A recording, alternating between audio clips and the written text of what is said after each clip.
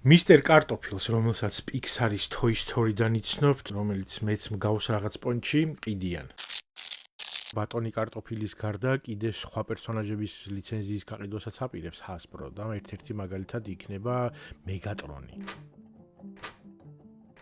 იცი რა, რაღაც მომენტში მეგონია რომ ცოტა ცუდი იდეაა ეს, იმიტომ რომ ვაიდა იმ AI-მ, რომელსაც Megatron-ის ლიცენზიას მისცემენ, მისგან რაღაცა იდეები გადმოიღოს, მერე რა გვეშველება. Hasbro აპირებს რომ ეგრეთ წოდებული business to business მოდელით მიყიდოს რაღაცა პლატფორმას AI-სას. ანუ ისე არ იქნება ეხა რა, რომ ChatGPT-ს ჩაუგდოს ქართულმა ოცნებამ ბატონი კარტოფილი და იქ გააკეთებინონ კლიპი, რომ მიეცით ხმა ბატონ ბიზნეს და მიიღეთ 5 კილო მე. სავარაუდოდ რომელიმე სტუდიას მიიყიდიან რომ უცებ გააკეთონ რაღაცა პატარ-პატარა ვიდეო კლიპები. ეს დაახლოებით იგივეა ეხა მაგალითად ტელეიმედმა ან პოსტივიმ რო იყიდონ მაგალითად ქართული მულტფილმის პერსონაჟები და გადაწყვიტონ რომ უცებ გამოუშვან რაღაცა პროპაგანდისტული ვიდეოები რა, აი მაგალითად თინა ბოკუჩავა და ნანუკა ჟორჟოლიანი ფენით დასდევენ თოვლის გუნდას და უნდათ რომ დაადმონ. და ეს კიდე განწირული დარბის აქეთ-იქით და ღერის საცოდავი ხმით რომ პატარა გალო ჯერ გავითვალოთ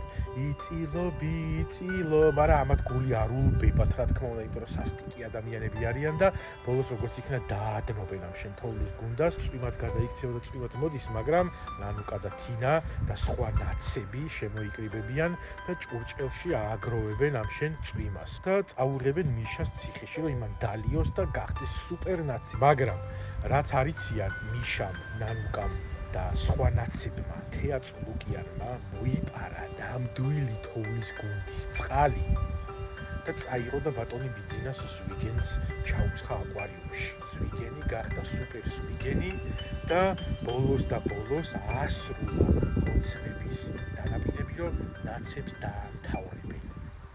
აი ესეთი მოდელი რომ მაგალითად შესულიყავი სადღაც აპლიკაციაში და გაგეკეთებინა სხვადასხვა პერსონაჟებით ანიმაცია ან რაღაცა ვიდეო კლიპები იქონდათ OpenAI-ს და Disney-ს. 2025 წლის დეკემბერში გააფორმეს ეგ კონტრაქტი და Disney-ს უნდა მიეცა 200-მდე პერსონაჟის ლიცენზია Disney-დან, Pixar-დან და Marvel-დან OpenAI-ისთვის და ზემოდან მილიარდიც უნდა ჩაედო. მერე უცებ სემ ალტმანმა გადაწყვიტა რომ ეს ყველაფერი ცოტა ძვირი იყო, ხალხი მაინც და მაინც არ იყო აღფრთოვანებული ამ ყველაფრით. კი ბევრი რაღაცები კეთდებოდა, მაგრამ ხარჯები უფრო მეტი იყო ვიდრე შემოსავალი. და მაშინ გადაწყვიტეს რომ ეს აპლიკაცია საერთოდ გაეუქმებინათ და აქედან გამომდინარე განულდა კიდევაც Disney-სთან კონტრაქტი. თუმცა აბსოლუტურად დარწმუნებული ვარ რომ ჩვენი მონაცემები, რომლებიც მაშინ აკრიფეს, არ ვიცი, იქ იყო რაღაცა სახეების მოძრაობა, ხმა და ზოგადად რაღაცა ის ინფორმაცია, რომელსაც იღებენ შევსებისას პროფილის, არცადაც არ დაკარგულა და არცადაც არ წაუშლიათ და რაღაცნაირად კიდე ინახება სადღაც.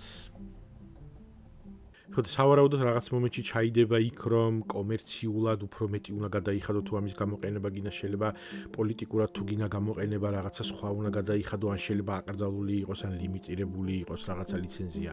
ამაზე რაღაც მომენტში მოლაპარაკდებიან რა, იმიტომ რომ როგორც აღმოჩნდა, თვითონ Hasbro-ში ქმნიან რაღაც ახალ დეპარტამენტს, რომელიც მთელი აი ლიცენზირების თემას განაგებს და შესაბამისად იქ ურთიერთობა რო იქნება თქვა თვითონ AI კომპანიებთან, რომელსაც მიყიდიან ამ ლიცენზიას, მე იქ ჩამოყალიბდებიან რა და როგორ არის რა ალბათ. ამათ უნდათ ის რომ უბრალოდ როცა რაღაცა პლატფორმები იყენებენ ამ პერსონაჟებს და უცებ შეიძლება ნახოს სადღაც ამოვარდეს რაღაცა ტიპის AI ანიმაცია ან ვიდეო, სადაც ეს პერსონაჟები არის გამოყენებული, ამ ხალხს ფული არ შესდის რა. ხო და ეხლა გადაწყვიტეს რომ მოდი ჩვენ მივცემთ ლიცენზიას ვიღაცა პლატფორმას და მე ამათ იზრუნონ იმაზე რომ თუ ვიღაცა გამოიყენებს მათ პლატფორმას და მათ პლატფორმაზე ლიცენზირებულ ჩვენს პერსონაჟებს, აქედან ჩვენ რაღაცა წილი მოგვივიდეს. ბომბორა იწყებს სწავლას, ოღონდ იმ გოგოს ნაცვლად AI-ას რო ასწავლის, ეხა მისი მასწავლებელი ხდება გივი მიქანაძე. ჩააცმევს საუკეთესო ფორმას და ასწავლის საუკეთესო რეფორმირებულ სკოლაში და AI-ას კი არა,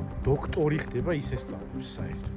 და მერე გადაწყვეტს რომ საქართველოსთან წასვლა საერთოდ არ უნდა, იმიტომ რომ ირაკლი კობახიძის და რაც მთავარია ბატონი ბიძინას მიერ აშენებულ საქართველოში უნდა იცხოვროს ხელმარჯვე ოსტატთან ერთად. ხო და მოკლედ აი ეგეთი ამბებია, კრეატიული სფერო რაღაცნაირად ცდილობს რომ თავისი ადგილი გამონახოს ამ AI-სთან თანაცხოვრებაში, ფინანსური სარგებელი მაინც ნახოს, თუ ბოლომდე ვერ გააკონტროლებს და აი რანაირად როგორ ჩამოყალიბდება, მაგას ძალიან მალე ვიხილავთ. ხო, თურმე არსებობს კიდე იმის იდეაც, რომ AI ჩადონ რაღაც სათამაშოებში და თოჯინებში, მაგალითად, რომელიც Hasbro-ს ეკუთვნის და ზოგადად რამდენიმე კომპანია როგორც ესეთი მუშაობს ამ თემასთან დაკავშირებით. ასე რომ რაღაცა ფილმები რო გამოვიდა იქ მაგალითად მეგანი და ჩაკი და ეგეთები რომლებიც ტერმინატორებად იქცევიან, შეიძლება მალე ვიხილოთ ეგეთი ამბები. რა თქმა უნდა, ყველა ცდილობს რომ ეს იყოს უსაფრთხო ბავშვებისთვის და რაღაცა საშინელებები არ მოხდეს. თავისთავად ცხადია, ხა მართლა ეს არ იქნება ის რომ მაგალითად რობოტების აღზევება და სათამაშოების აღზევება იყოს, მაგრამ Toy Story-ში რაც ხდება, ის რაღაც მომენტში შეიძლება გადაიქცეს რეალობად, ოღონდ ხო, იმედია რომ ჯანყი არ მოხდება სათამაშოების და უცებ ჯო როგორია რომ ტერმინატორები შემოგვესევიან, უცებ გამოხდეს კარტოფილების რევოლუცია.